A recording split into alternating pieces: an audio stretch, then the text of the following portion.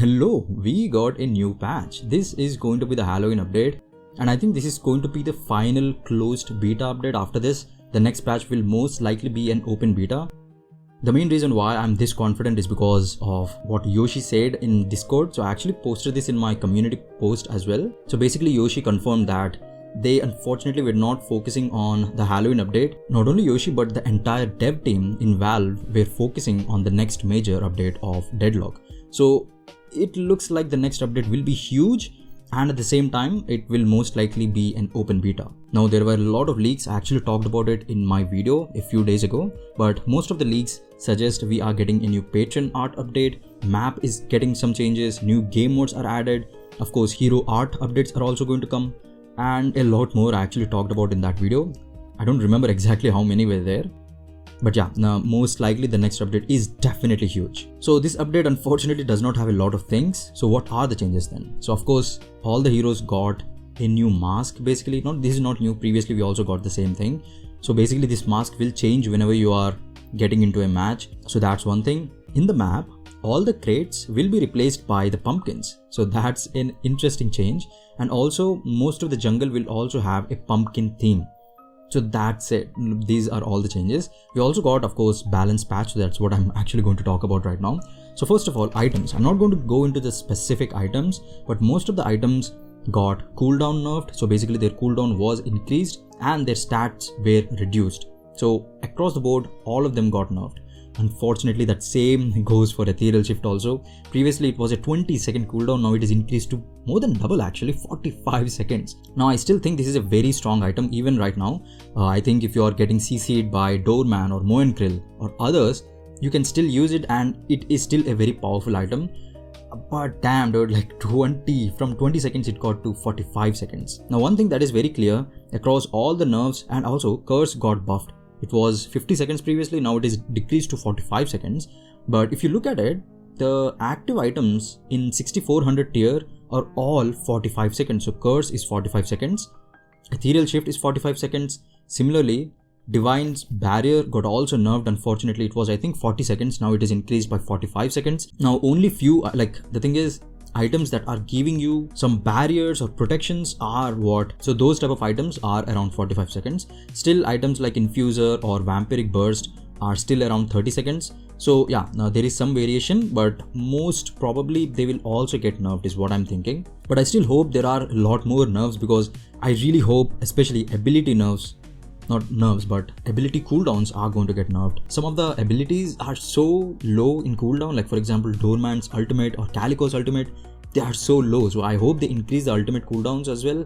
But yeah, we will see. A lot of people are actually saying the same thing, so I'm not the only one this time. But let's talk about all the hero nerfs. Calico's Gloom Bombs got nerfed across the board, and her Eva also got nerfed. Actually, it seems previously, if you turned into Eva, like if you used all your stamina bars and if you turned into Eva, your stamina used to recover, it seems. Now it is not the case, it just stops the stamina regeneration basically. So yeah, that's a nerf. Doorman also got nerfed, especially his bullet were massively nerfed thankfully, but they increased the scaling of his call bell. So previously the explosion damage scaling was 1.5 times spirit, now it is increased to 1.7 times. So I think Hollow Purple is viable right now. I think it is always viable, but yeah, we will see how it goes. Infernus got very big nerfs.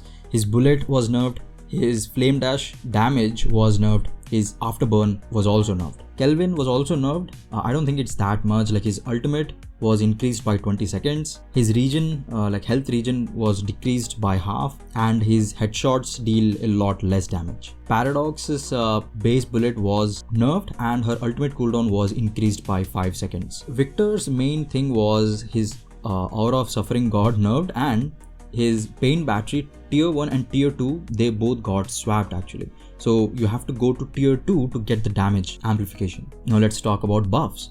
Drifter surprisingly actually got bullet buff. So his bullets do more damage, but his isolated weapon damage is decreased by 1%. So previously it was plus 5%, Now if you get an isolated kill, you only get 4% weapon damage. Dynamo also got buffs for his quantum entanglement and his rejuvenating aurora. So the cooldown previously was 48 seconds I think, now it is 45 seconds. So not a huge buff, but still a buff nonetheless. 7 got a huge buff to his balls. The scaling was increased by 0.1 I think. So previously it was 0.4 something and now it is 0.5. So definitely a big update. Vyper's main, the dagger, got buffs, and finally Warden got his base bullet damage buffed, and the arresting, basically binding word, it also got the range buff. So nothing crazy, but I think he's still going to be very strong. And these jumping vents, basically jump vents, they also got nerfed, very similar to ziplines.